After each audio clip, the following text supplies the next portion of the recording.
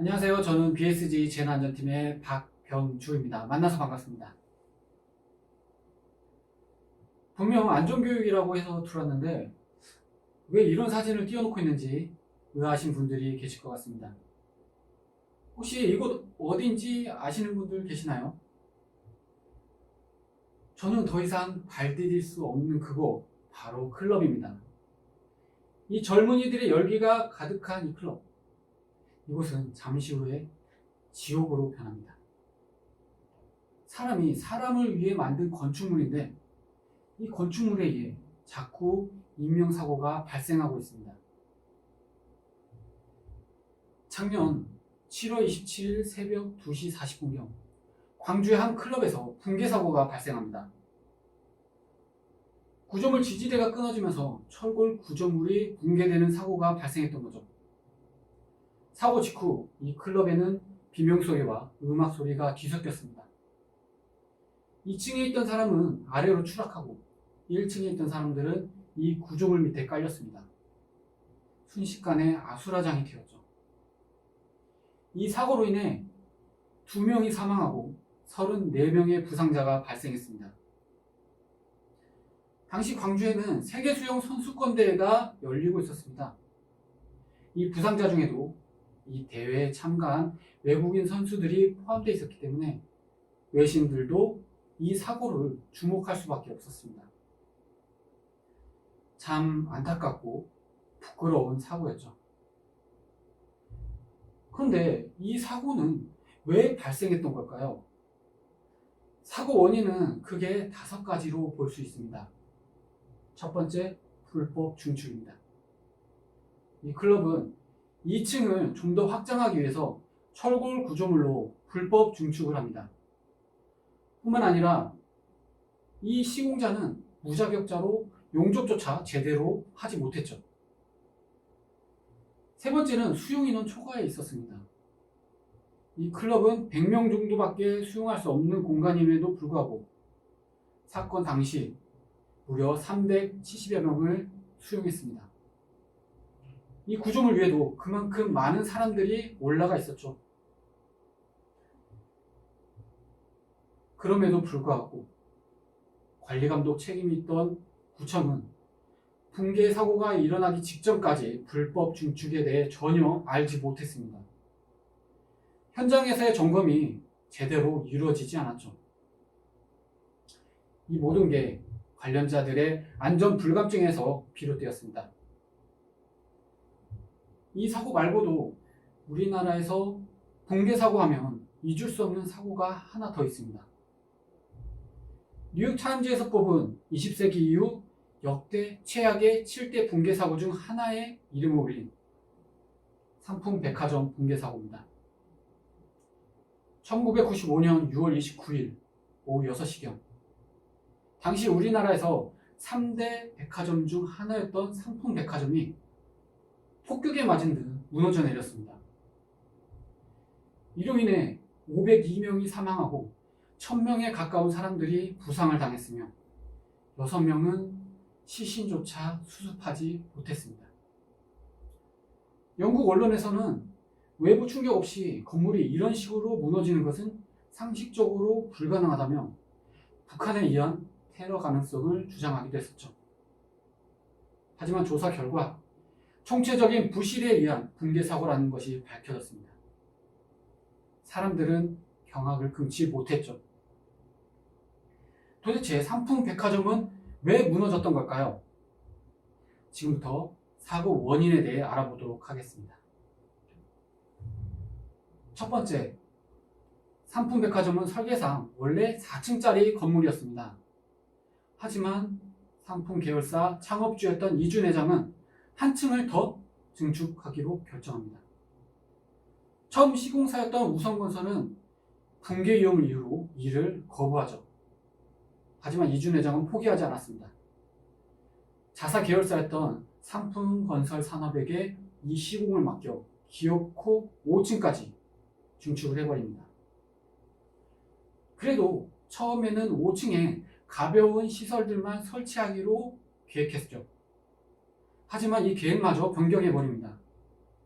5층을 대형 음식점으로 불법 용도 변경한 후 무거운 대형 냉장고와 물을 이용한 온돌 난방 시설까지 설치하기 시작합니다. 뿐만 아니라 내부 구조 변석 공사로 인해 건물 내구도를 계속 깎아내렸고, 심지어 매장 확장 등의 이유로 기둥의 4분의 1을 깎아내리기까지 했습니다. 시공 당시부터 기둥과 천장의 철골들은 제대로 이어지지도 않았고, 그 밖에 시공 방법들도 지켜지지 않았습니다. 그럼에도 불구하고 그 어떠한 감리나 점검이 제대로 이루어지지 않았죠.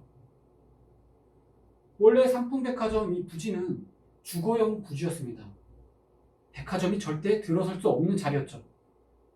하지만 뇌물과 인맥을 동원하여 이 부지를 용도 변경하였고 상품백화점이 준공된 것이었습니다.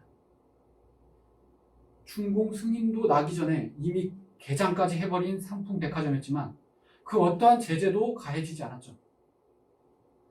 그래도 인명피해만을 막을 수 있었습니다. 사람들만 대피시켰다면 말이죠.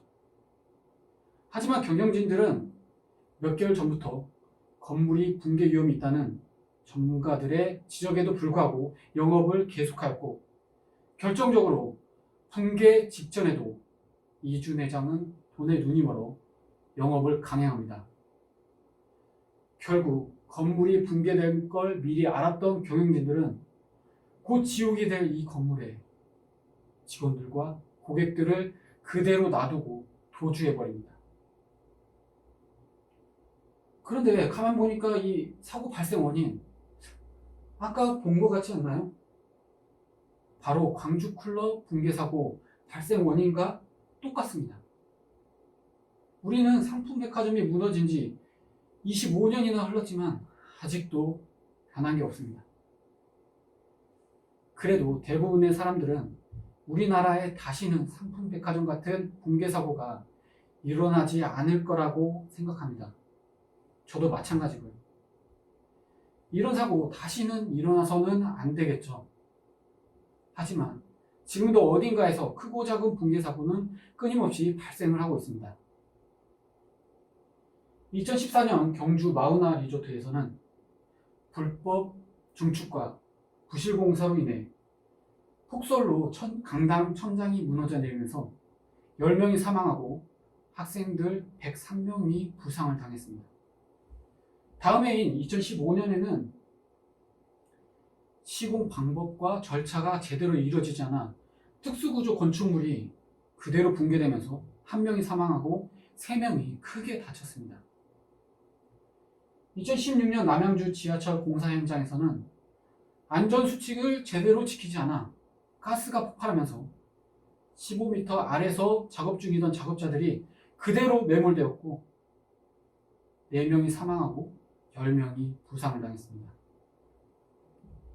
2017년에는 설계, 시공, 감리까지 총체적인 부실이었던 평택국제대구가 완공도 되기 전에 무너져 내리고 2018년에는 주변에 계속된 건설 공사로 인해 지반이 침하되면서 유치원 건물 한쪽이 통째로 가라앉아 버렸습니다.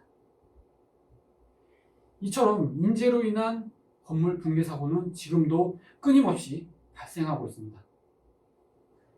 만약 우리 앞에 이런 붕괴 사고가 발생한다면 우리는 어떻게 행동해야 될까요? 지난 2014년부터 18년간 월 평균 37건의 붕괴 사고가 발생하였습니다. 이는 하루에 한 건 이상의 붕괴 사고가 꾸준히 발생했다는 거죠. 그러면 이 붕괴될 징후는 우리는 어떻게 알 수 있을까요? 붕괴 초기 징후에는 바닥이 갈라지거나 함몰되는 현상이 발생합니다. 또 기둥에 거미줄형 균열이 가거나 창과 문이 뒤틀려 잘 열리거나 닫히지 않죠. 이후 서서히 건물 붕괴가 진행되면서 건물 붕괴 직후에는 이런 현상이 발생합니다. 바닥이 내려앉으면서 기둥 부위가 솟아오르는 일명 펀칭 현상이 발생하는데요. 첫 번째 사진을 보시면 실제 삼풍백화점이 붕괴되기 하루 전날 옥상에서 찍은 사진입니다. 보시면 부분 기둥 부위가 솟아오르는 현상을 목격하실 수 있습니다. 또 건물 실내인데도 어디선가 바람이 불어오고 매캐한 냄새와 연기가 발생하기도 합니다. 마지막으로 철근이 끊어지는 소리나 무언가 터지는 소리가 연속적으로 들린다면 이는 곧 건물이 붕괴되기 시작한다는 징조이기 때문에 바로 건물에서 빠져나오셔야 합니다. 그럼 건물 붕괴가 시작된다면 우리는 어떻게 행동해야 될까요?